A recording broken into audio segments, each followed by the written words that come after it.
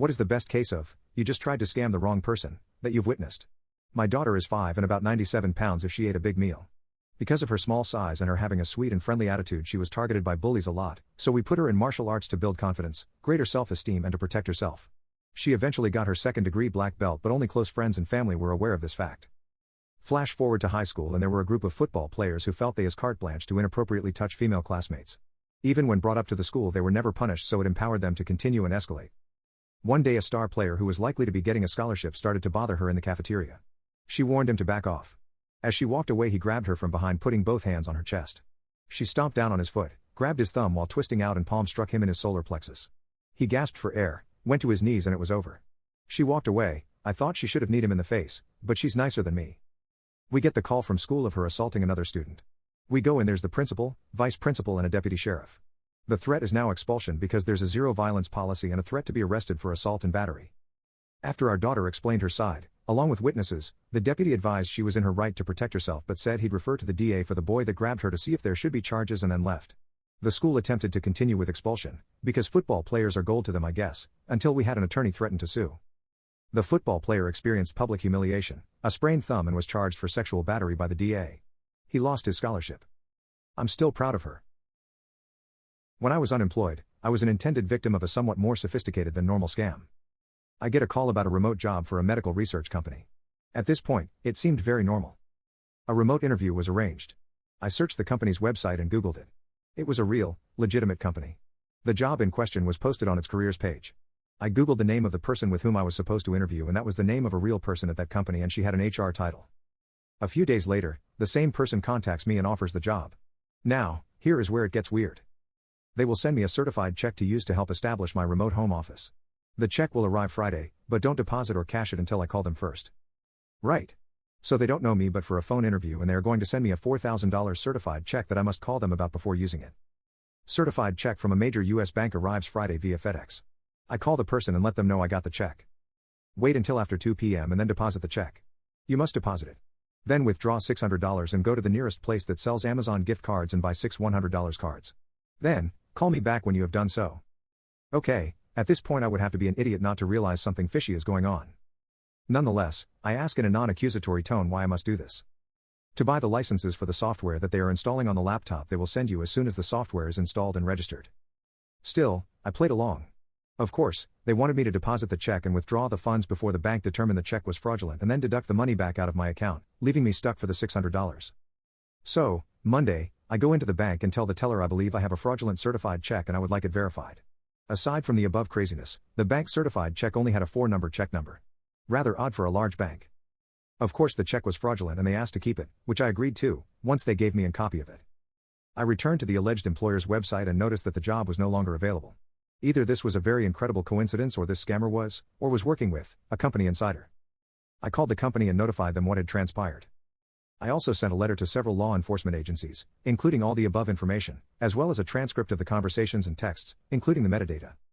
I don't know what ultimately happened. But, I wasn't about to let it go unreported. Update, I should also mention that the scammer got my contact information from my state's unemployment office's jobs website. Apartment Hunters is a scam, hands down. What they didn't account for is the level of my Google foo.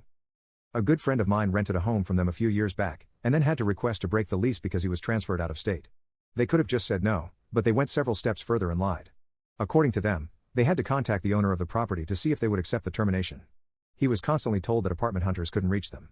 I finally had enough, and went on my county's tax assessor's site to find the homeowner. After a few minutes of searching, I contacted the homeowner and left a message for them. Turns out they had told the homeowner that they couldn't reach my friend, and suggested they start proceedings to evict. When the homeowner called us, we told them that he had already moved out and left the keys and garage door opener in the house, per instructions for move out. We also gave them a copy of every contact we'd had with the company. Apartment Hunters basically lied to both parties, trying to get as much of the fee out of each that they could get. We finally got a letter from the homeowner stating they give permission to break the lease, with no penalties or fees, and the credit agencies removed all of the reports for Apartment Hunters. If you're going to run a scam, you better expect to get caught eventually. I got an SMS from my bank saying that my online banking got blocked and had a link for me to unblock it. I entered out of curiosity and it was just a form to fill my card information. I made a small program that submitted the form with fake random data, 5,000 times per second. Eventually their site crashed. They put it up again, and I just modified the software with the new info. It was a fun day, and even though I couldn't delete the data they had stolen, I had put in so much fake data it would have been really hard to get even one legit card number. About 6 months ago, May 2021, I had just left a dollar store and drove a 1/4 mile to an auto parts store, not realizing immediately that I had lost my wallet. I had a tile locator in the wallet and my phone showed it as still in the dollar store. I was back at the store in way less than 10 minutes from the time I had left. As I walked in, the signal strength bars increased as I went straight to the cashier, who had rang me up and asked her if she had seen my wallet or if anyone had turned it in. Nope, she stated as I hit the find button to activate a locate sound that began emitting from the pocket of the apron on the same lady who had told me that she hadn't seen my wallet. I said, "Well, that's my wallet making that sound in your pocket." Every one of the 8 or 9 people in her line gasped and said to one another, "That lady tried to steal that guy's wallet."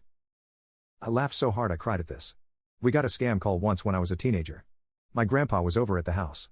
The guy went into this spiel about he was a debt collector, "You owe money, we're going to garnish your pay, blah. Blah. So grandpa, thinking on his feet, says the following.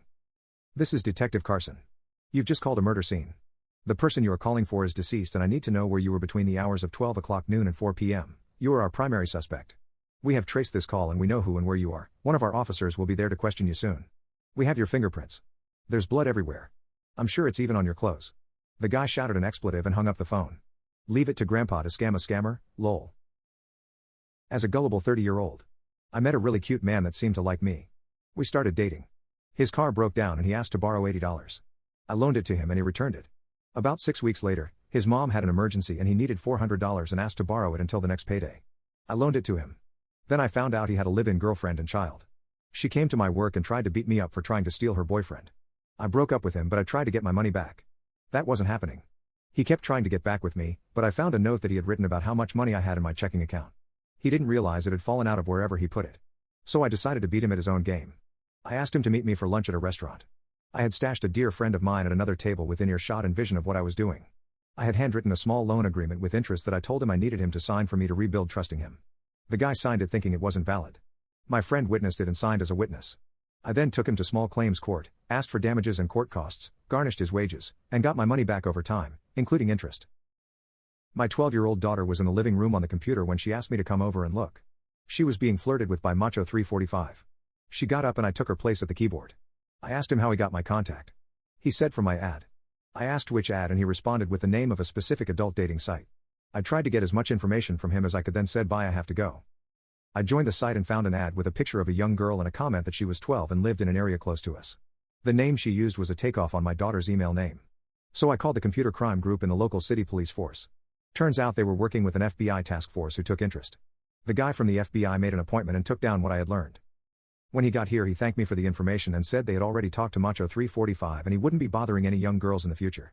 They were looking into who placed the ad in Adult Friend Finder. A year after my mother passed away we received a phone call that she had won a free day pass for an all-inclusive beach resort. We know the place, and we know they give away this day passes to make you sit through their pitch to purchase a membership. We also know the credit card companies, illegally, sell them their cardholders lists. Anyway, they told us mom had entered a raffle and won. We asked them when had mother entered this raffle and they said the week prior. We asked how did she enter, they said she filled out a ticket at a popular mall. Really? She did? My mom? Yes. Which mall did you say? ABC Mall. Oh, do you happen to know the exact location? Why? Well, she passed away a year ago. If her spirit is lurking around the mall, I'd love to go visit her. Hey everyone, that concludes today's video. If you enjoyed this video be sure to leave a like, share and do subscribe for more Reddit and Quora story videos like this. Thank you all for watching and see you next time. Love you all.